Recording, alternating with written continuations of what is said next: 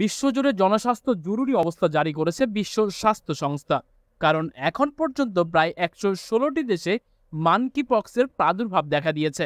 European centre for disease prevention and control জানিয়েছে ২০২২ সালের শুরু থেকে গত জুলাই ২০২৪ মাসের শেষ পর্যন্ত সারা বিশ্বের ১১৬টি দেশে মানকিপক্সের ৯৯,১৭৬ জন রোগী শনাক্ত হয়েছে এবং মারা গেছেন ২০৮ জন। অপরদিকে ২০২৪ সালের আফ্রিকান সিভিডিস জানিয়েছে ১৪,৭১৯ জন সন্দেহভাজন এবং ২,৮২২ জনের দেহে এমপক্স শনাক্ত হয়েছে। তাই এই রোগ নিয়ে শঙ্কা থেকেই যাচ্ছে বলে মনে করছেন জনস্বাস্থ্য বিশেষজ্ঞরা। আসুন এই রোগ সম্পর্কে বিস্তারিত জেনে নেই এবং ভিডিওটি শেয়ার করে অন্যকে জানার সুযোগ করে দেই। মানকিপক্স একটি ভাইরাসজনিত প্রাণীবাহিত রোগ। ১৯৫৮ সালে ডেনমার্কের একটি ল্যাবে বানরের দেহে থেকে সর্বপ্রথম এ রোগ শনাক্ত হয়, যার কারণে এর নামকরণ করা হয় মানকিপক্স। তবে এই রোগের জন্য একমাত্র বানর দায়ী নয় বলে মনে করেন গবেষকরা মনে করেন এই রোগটির প্রাদুর্ভাব ১৯৭০ সাল থেকে প্রধানত মধ্য ও পশ্চিম আফ্রিকার ১১টি দেশে দেখা যায়। ইতিপূর্বে ইউরোপ, উত্তর আমেরিকা, সিঙ্গাপুর সহ অন্যান্য দেশেও এই রোগের প্রাদুর্ভাব দেখা গেছে। মানকিপক্স কেন হয়? স্বাস্থ্য অধিদপ্তরের রোগ নিয়ন্ত্রণ শাখার দেওয়া তথ্য মতে মানকিপক্স আক্রান্ত বানর থেকে ইঁদুর, কাঠবিড়ালি, খরগোশ বর্গের পোষা প্রাণীর মাধ্যমে এই রোগ ছড়াতে পারে। তবে সাধারণত গৃহপালিত প্রাণী যেমন গরু, ছাগল, ভেড়া, হাঁস, মুরগি, মহিষ থেকে এ রোগ ছড়ায় না। তবে সম্প্রতি মানুষ থেকে মানুষের মধ্যে ছড়ানোর প্রবণতা দেখা গেছে।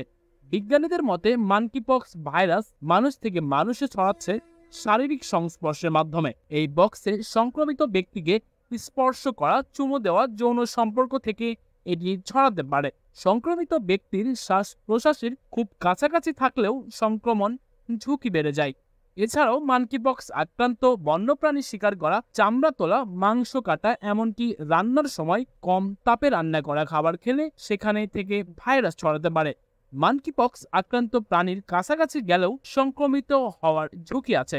স্বাস্থ্য অধিদপ্তরের কর্মকর্তারা বলেছেন, মানকিপক্স সংক্রমিত রোগীর ব্যবহার করা পোশাক, তোয়ালে, বিছানার চাদর, যে কোনো ব্যবহার্য জিনিসপত্র থেকে ভাইরাস ছড়াতে পারে। সংক্রমিত রোগীর ব্যবহার করা ইনজেকশনের সুই অন্য কারো শরীরে প্রবেশ করালেও মানকিপক্স হতে পারে। এছাড়াও অন্তঃসত্ত্বা নারী মানকিপক্স আক্রান্ত হলে অনাগত সন্তান এমপক্স ভাইরাস হতে পারে।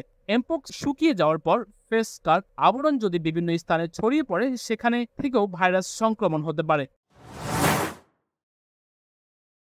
চিকিৎসকদের মতে মানকিপক্স রোগের সাধারণ উপসর্গগুলো হচ্ছে জ্বর, প্রচণ্ড মাথা ব্যথা, শরীরের বিভিন্ন জায়গায় লসিকা গ্রন্থি ফুলে যাওয়া ও ব্যথা, মাংসপেশিতে ব্যথা, অবসাদগ্রস্ততা। সাধারণত জ্বরের ৩ দিনের মধ্যে ফুসকুড়ি হওয়া, যা মুখ থেকে শুরু করে পর্যায়ক্রমে হাতের তালু, পায়ের তালু সহ শরীরের বিভিন্ন জায়গায় ছড়িয়ে পড়ে। উপসর্গগুলো সাধারণত ২ থেকে ৪ সপ্তাহ পর্যন্ত স্থায়ী হয়। মানকিপক্স রোগীর দেহে লক্ষণ দেখা না দিলে রোগীর থেকে অন্য কারো মধ্যে ভাইরাসটি ছড়ায় না। শরীরে ফুসকুড়ি দেখা দেওয়া থেকে শুরু করে ফুসকুড়ির খোসা পড়ে যাওয়া পর্যন্ত আক্রান্ত ব্যক্তির কাছ থেকে রোগ ছড়াতে পারে। বেশিরভাগ ক্ষেত্রেই উপসর্গগুলো আপনা আপনি সেরে যায়। আসুন এবার আমরা জানি মানকিপক্সের চিকিৎসা সম্পর্কে। চিকিৎসকরা বলেছেন, বেশিরভাগ ক্ষেত্রেই উপসর্গগুলো আপনা আপনি উপশম হয়ে যায় বলে নির্দিষ্ট চিকিৎসা প্রয়োজন হয় না। তবে উপসর্গ নিরাময়ে চিকিৎসা গ্রহণ করতে হয়, যেমন জ্বর হলে প্যারাসিটামল জাতীয় ওষুধ, ফুসকুড়ি শুকনো রাখা, পুষ্টিকর খাবার গ্রহণ, পরিমিত বিশ্রাম, পর্যাপ্ত পানি ও তরল জাতীয় খাবার গ্রহণ ইত্যাদি। এছাড়া শারীরিক জটিলতা দেখা দিলে সঙ্গে সঙ্গে চিকিৎসকের পরামর্শ নিতে হবে।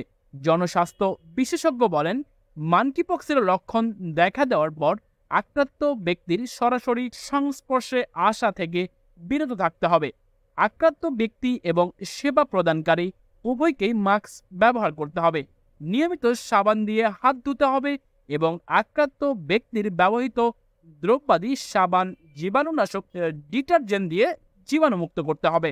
আক্রান্ত জীবিত কিংবা মৃত বন্য প্রাণী থেকে দূরে থাকতে হবে।